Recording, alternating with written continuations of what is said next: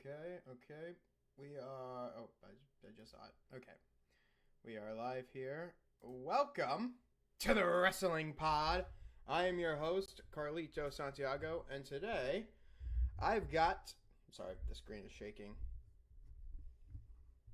I don't know if you guys can hear me. Hold on. This thing is really. Oh, it's because. There we go. Holy shit. Let me check. What do I look like now with this? Holy shit. Okay, I got this up. Okay. Make sure everything's good. All right. I think you guys can hear me pretty loud as it is. All right. So, welcome to the Wrestling Pod again. I'm your host, Carlito Santiago, and today we are here to talk about, discuss, review what went down on Monday Night Raw. Before Survivor Series WarGames. 5 days before Survivor Series WarGames from Petco Park, San Diego, California, Monday Night Raw hit the Netflix airwaves with a go-home show hell-bent on driving anticipation and excitement for the premium live event. What went down, who emerged with momentum on their side, and how did each match and segment grade out? And if you guys can do me a favor before we do this, please, if you are new to the channel, hit that subscribe button, drop a like, comment down below, and turn on those post notifications so you never miss a stream.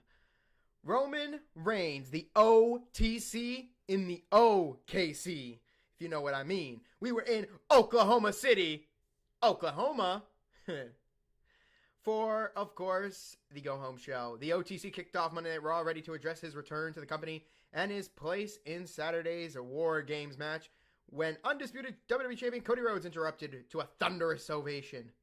Rhodes asked his longtime rival what benefit Reigns gets for partnering with him, CM Punk and the Usos at WarGames.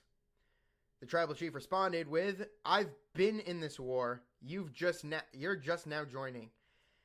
Reigns cites his families, the Usos, and an investment in them as the reason he came back to battle with the Vision, Logan Paul, Drew McIntyre, and of course the Beast incarnate Brock Lesnar.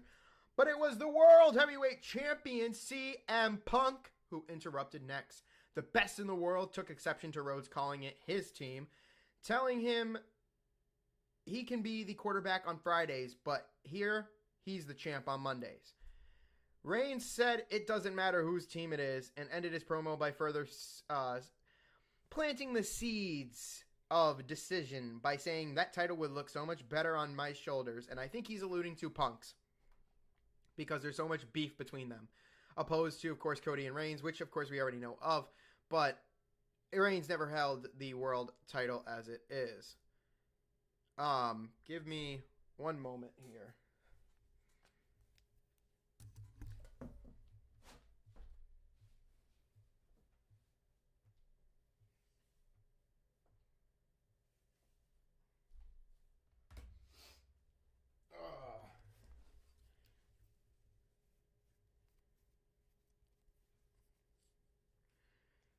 All right, just had to fix a couple of things here. All right, this was great to be, and this felt pretty good. So yeah, I can't wait for what goes down there.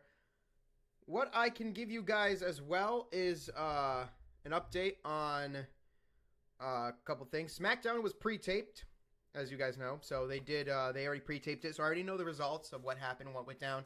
So you'll still get the SmackDown review or SmackDown summary on Saturday. Don't worry, I'll be here.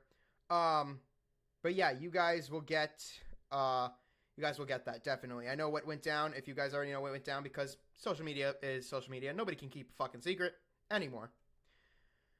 Let's keep the ball rolling, shall we? Gunther took on Carmelo Hayes, and oh boy, this was probably the best match on the show. This was probably the best, and the fact that it's getting the grade I just see. Fresh off of a upset victory over Bronson Reed on SmackDown, Carmelo Hayes started hot, taking the fight to the ring general from the opening bell, showing a renewed tenacity and aggression not seen since his NXT title reign. A chest-caving chop halted the underdog's momentum and put Gunther in the driver's seat, entering the commercial break. Gunther dominated afterwards, but a powerbomb attempt ended with a tornado DDT from Haynes, leaving both men down for a second timeout. The action intensified coming, of course, the second break when Hayes launched himself from the ring to the ring side area, looking to wipe out his opponent. Catched him just enough off guard to secure the upset victory. Back inside the square circle, though, the NXT product attempted the drive-by, but Gunther avoided it and applied the sleeper. When Hayes fought out of it, the Australian-born competitor transitioned into a powerbomb for the victory. This was an extraordinary match with Gunther, who is pound for pound the best wrestler in WWE today, let's just say. For the second week in a row, he took a dynamic young star like Carmelo Hayes, put them over by letting them shine, and still emerged victor, all while elevating his opponent's credibility with the WWE Universe. If the ring general is the superstar to retire John Cena, fans should expect an all-timer for the Unseen 17. And you should see John Cena be the type of guy to do the same thing that Gunther just did here, and everything that was said, I agree. Also, backstage, the Usos criticized their WarGames opponents for not being on the same page. So let's get on the same page, motherfuckers. Right? Because it's going to be the Usos versus Drew McIntyre and Logan Paul in the main event for the WarGames advantage. I'm changing this grade to a fucking A. Alright? I'm going to tell you right now. I love Gunther. I love Carmelo Hayes. Don't get me wrong.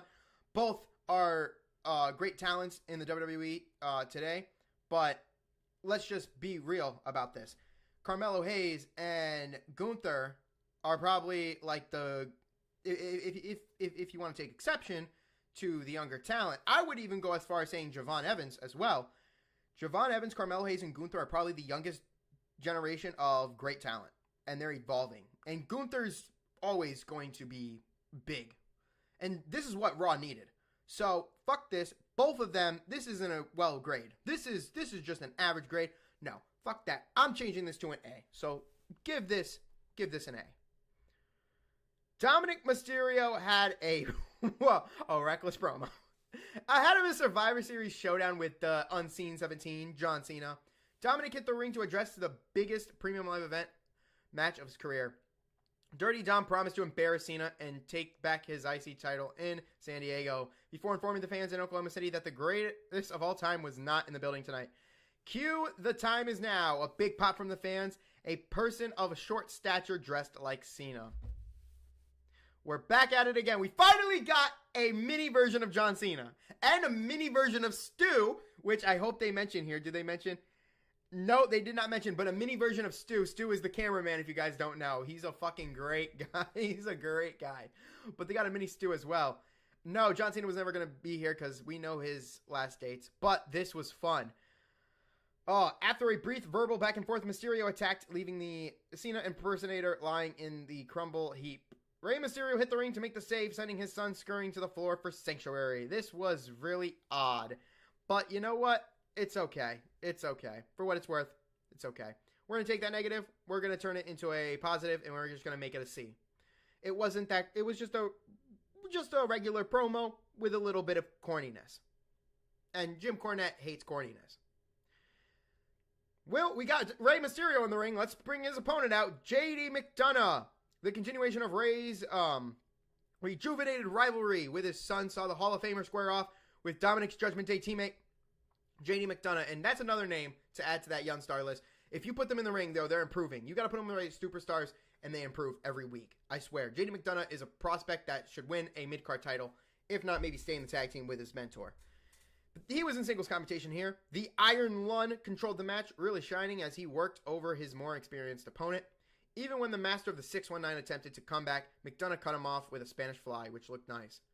Late in the match, though, a miscommunication between the heel and the partner. Balor allowed Mysterio to deliver a 619 and a springboard splash for the victory. So yeah, graded a C. Oddly, Dominic was not involved in the finish, which could have played further into dissension of the Judgment Day if WWE Creative plays it right. And they did it. Brock Lesnar also arrived to the arena. Moving on, we have the Women's Wargame hype. Becky Lynch, Nia Jax, Lash Legend, and of course the Women's Tag Team Champions, the Kabuki Warriors, Asuka and Kairi Sane hit the ring to hype up their Women's Wargames match.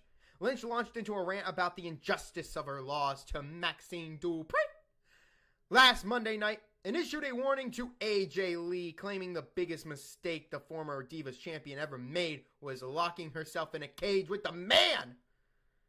She hyped up her team while still making it all about herself until Rhea Ripley's music played. The Eradicator interrupted Big Tom Bex. Io Sky followed, as did Charlotte Flair and Alexa Bliss before AJ Lee arrived to the scene. The old AJ would have come down here and tore your face off.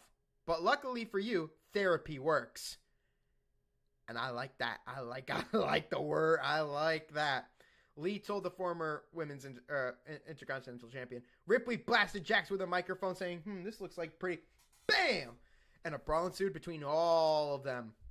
The babyface cleared the ring. Io Sky delivered a moonsault. All of the heels except Lynch, who watched in disbelief as her Survivor Series opponent stood tall.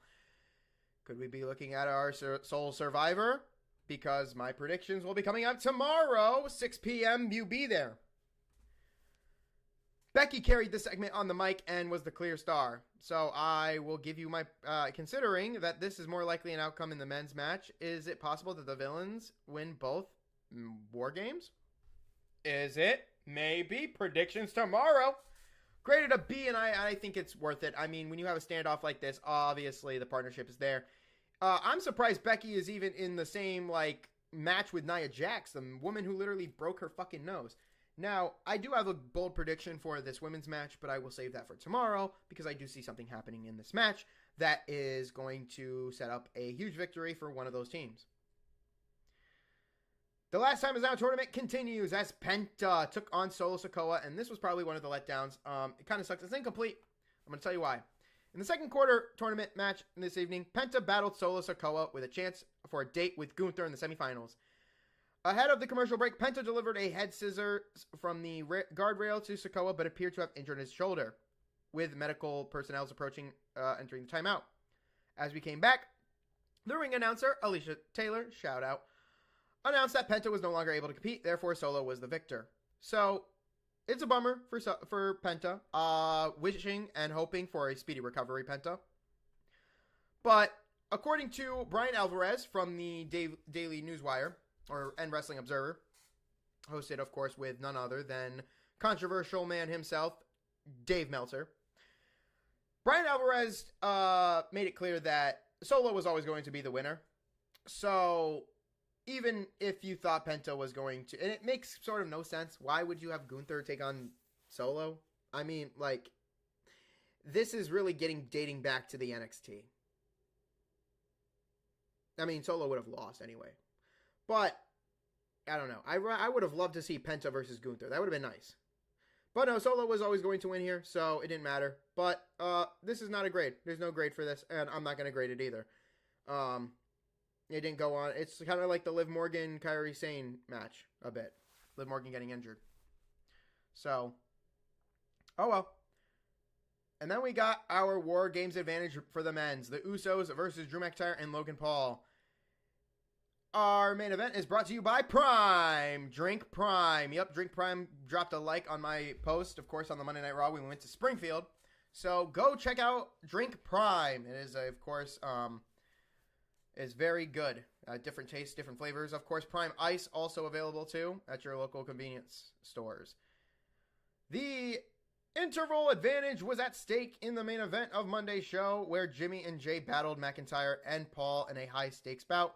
The former tag team champions and greatest tag team of their generation dominated early and often, taking the fight to Paul. A tag to McIntyre, though, allowed the heels to seize control of the bout.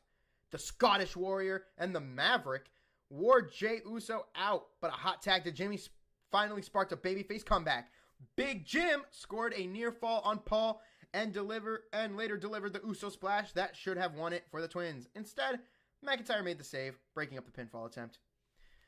Braun Breaker and Bronson Reed had to stick their nose where it doesn't fucking belong, because they arrived at ringside, only to be greeted by the champions, Cody Rhodes and CM Punk.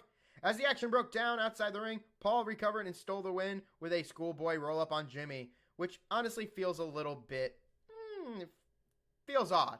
Feels off with a schoolboy roll-up. I feel like maybe the brass knucks coming into play would have helped, set up more of a heelish victory. The brawl continued after the bell until Roman Reigns appeared. He unloaded a barrage of Superman punches on the opposition, then stood tall with his teammates as the credits rolled. But Brock Lesnar already arrived to the scene, so we knew we were getting him. Brock Lesnar appeared, of course, and slipped A funny moment to be caught on TV. America's funniest home videos. America's funniest home Netflix videos. It should be. Because Lesnar fucking slipped, but he did a great slip. He slipped and rolled backwards, like, of course, he has learned from his days in high school wrestling. Lesnar slipped, rolled back, got back up, joined his teammates, put the cowboy hat on Braun Breaker, came to the ring, and went out for an all-out brawl. Lesnar stumbling and falling during his entrance is a perfect representation of this run to this point. At least he laughed it off, though. At least he didn't rip his jeans in the process, too. Let's not forget about that. Lesnar has done a lot of fucking mishaps. Graded a C, but let's put a C plus to it. Simply because this is just the brawl in the end and whatnot. This is how we're going home, guys. We're going home with the heels getting the victory and the advantage for their team. So, we're going to find out the women's WarGames advantage on SmackDown. But what was the final grade for this go-home show? WWE featured a lot, or all of the talent involved in Saturday's Survivor Series WarGames, which is good. In a meaningful segment outside of Stephanie McKeer and Nikki Bella, which Stephanie McKeer said she's ready for Nikki Bella at all costs. But this still felt like a considerable step down from last week's incredible Madison Square Garden show. The wrestling was not as good, even if Gunther and Hayes tore the house down, which of course benefited of the doubt, giving them an A. But the angles felt like retreads, and the results was a show that did what it needed to but failed to match up to the quality of last week's best. When you do a show, you want it to be consistent, and you want it to over top. You want it to top over top over top, like every show. Even when it comes to the go home shows, it kind of falls flat, and it makes sense why it falls flat, because you want to make sure your superstars are not injured and that they're able to compete. Because if you put them in a match, and they get hurt, such as Penta, it's not good. It's not good, especially if he's ready for the pay-per-view. So you want your superstars to not hurt each other and not get tired out. So I can understand why WWE would fall short, even though all the talent that we're gonna see on Saturday is there. They still had to make sure that everybody was good and ready to go, and that I understand that. So for this, they graded it a C. I think with the Gunther grading A and then changes a bit for the pluses, I think it's fair to say that we can step this up and give it a C plus at best. I agree with what they said. Honestly, outside of Gunther and Hayes, the angles did feel a little bit like retreads. Like repetitiveness is one of the key things that I've criticized Vince and Triple H for. I don't like when things happen over and over and over again. And I'm going to continue addressing that because that's the thing that tends to be the case when it comes to these fucking shows. But that was Monday Night Raw. Let me know what you guys thought in the comments down below. I think it was like I said, I just told you what I thought. I think it was all right for what it was worth, but it wasn't better than last week's. And you're going to see John Cena one last time in San Diego. I will be back tomorrow for the predictions for Survivor Series War Games in San Diego, Petco Park. Lewis should be here Friday for the game Saturday. Lewis will be here Saturday for the games on Thanksgiving Thursday, and of course the game that's on Black Friday football. You guys will see Lewis on Saturday, and you will see me on Saturday as I summarize Friday Night SmackDown.